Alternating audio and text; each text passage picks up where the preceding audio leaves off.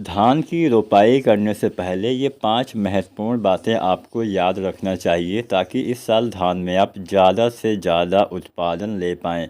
सबसे पहले तो आपको नर्सरी पे ध्यान देना है, स्वस्थ नर्सरी तैयार करनी है। स्वस्थ हरी भरी नर्सरी तैयार करके धान में आप 10% तक ज़्यादा उत्पादन ले सकते हैं। अगर आपकी नर्सरी अच्छी नहीं है तो उत्पादन कम हो सकता है, इस बात का भी आपको ध्यान देना है। तो स्वस्थ नर्सरी तैयार करिए।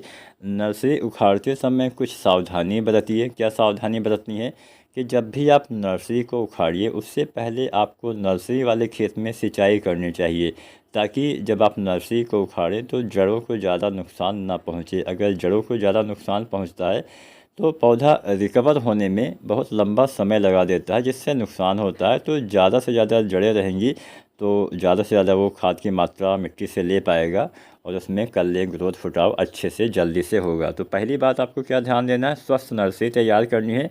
पौधा उखाड़ने से पहले सिंचाई करना है और पौधा उखाड़ने के बाद जल्द से जल्द, जितना जल्दी संभव हो, आपको उसकी रोपाई कर देनी चाहिए। क्योंकि जितना देर तक पौधा बाहर रहेगा उतना उसमें पीलापन आएगा, जड़ें वगैरह सूखने लगती हैं।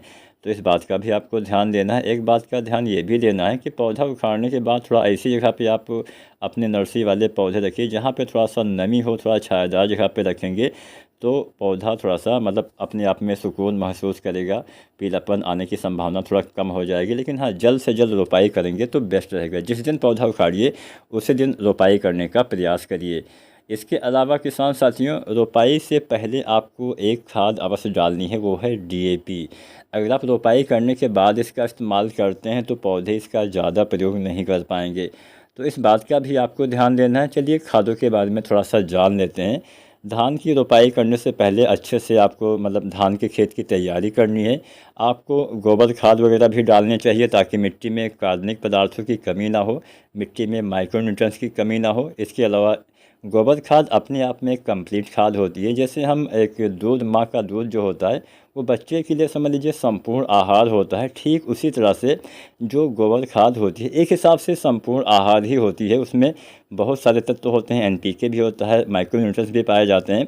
तो गोबर खाद ऐसी खाद है जो लंबे वक्त तक काम करती है, मिट्टी में भी सुधार करती है, पौधे के जड़ों के लिए काफ़ी अच्छी मानी जाती है। तो इसका इस्तेमाल कम से कम 2-3 साल में एक बार आपको अपने खेत में अवश्य करना चाहिए। अब इसके बाद में गोबर खाद आपने डाला, अच्छे से खेत की आपने तैयारी की, अंतिम जुताई के समय ही आपको डीएपी डाल देना है। डीएपी कितना डालना है, पर एकड़ के हिसाब से डीएपी आपको 30 से 40 किलो के हिसाब से डालना चाहिए।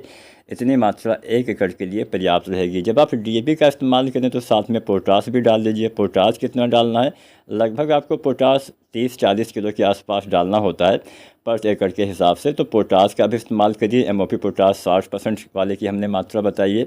लेकिन यूरिया इस समय मत डालिए। यूरिया डालिए जब आप रोपाई कर देते हैं तो 1 सप्ताह के भीतर आपको यूरिया का इस्तेमाल करना चाहिए, क्योंकि डीएपी में भी नाइट्रोजन की पूर्ति कुछ हो जाती है। तो यूरिया बाद में डालना है। यूरिया कितना डालना है, रोपाई से 1 सप्ताह के भीतर यूरिया आपको लगभग 15 से 20 किलो पर एकड़ के हिसाब से डालना है। अगर आप डीएपी खाद का इस्तेमाल रोपाई के समय करते हैं तो बाद में यूरिया फिर से 25 दिन पे आपको डालना है 30 से 40 किलो, और वही 40-50 दिन के अंदर फिर से आपको यूरिया डालना है 30 से 40 किलो। तो यूरिया के बारे में हमने जाना, डीएपी के बारे में हमने जाना, पोटास के बारे में हमने जाना। एक आवश्यक कार्य आपको करना है, जिंक का इस्तेमाल नहीं करना है रोपाई के समय या पहले। क्यों नहीं करना है, जिंक हम इसलिए नहीं डाल सकते हैं क्योंकि हमने रोपाई के समय जो है डीएपी का इस्तेमाल किया है। डीएपी में होता है फास्फोरस, और फास्फोरस और जिंक सल्फेट एक साथ आप प्रयोग नहीं कर सकते हैं। आपने बहुत सारी वीडियो देखी होगी, और अगर आपको नहीं पता है तो ये जानकारी आपको होनी चाहिए कि कभी भी जिंक सल्फेट का इस्तेमाल फास्फोरस वाली किसी भी खाद के साथ आप नहीं कर सकते हैं। चाहे आपकी डीएपी हो, चाहे आपका एसएसपी हो, चाहे आपका कोई एनपीके हो, चाहे 12-32-16, 10-26-26, 14-35-14, कोई भी एनपीके हो, इसके साथ आप जिंक सल्फेट नहीं डाल सकते हैं। तो कब डाल सकते हैं, रोपाई के समय अगर आपने डीएपी डाला हुआ है तो कम से कम 20 दिन का अंतर आपको देना है। यानी जब आप दूसरी बार जब आप यूरिया डालते हैं 25-30 दिन के आसपास, तो उसी यूरिया के साथ आपको जिंक सल्फेट मिला के देना चाहिए। 33% वाला 5 से 7 किलो, या 21% वाला जिंक सल्फेट 8 से 10 किलो आप इस्तेमाल कर सकते हैं। साथ में सल्फ़र वगैरह भी डाल सकते हैं, क्योंकि हमारी मिट्टी में सल्फ़र की भी काफ़ी कमी देखी गई है। सल्फ़र की कमी से नई पत्तियों में हल्का पीलापन आपको दिखाई देगा। तो सल्फ़र 90% वाला 3-4 किलो आप जब यूरिया और जिंक डालते हैं तो साथ में सल्फ़र भी मिला के डालेंगे तो बहुत ही बेहतरीन फ़ायदा मिलेगा। पौधे में हरियाली आएगी, कल्ले का फुटाव अच्छे से होगा और अच्छी ग्रोथ आपको दिखाई देगी। तो आपको इस समय डालना चाहिए। अब जिंक हो गया, यूरिया हो गया, सारी खादों के बारे में हमने लगभग बता दिया। रोपाई के आसपास रोपाई से 72 घंटे के अंदर खरपतवार नाशी का भी आपको इस्तेमाल करना होता है, ताकि जो खरपतवार उगने से रोकने वाली दवा हम डालते हैं उसको डालने से हमारा खरपतवार जो है वो नहीं जमता है। तो इस बातों का आपको ध्यान देना है।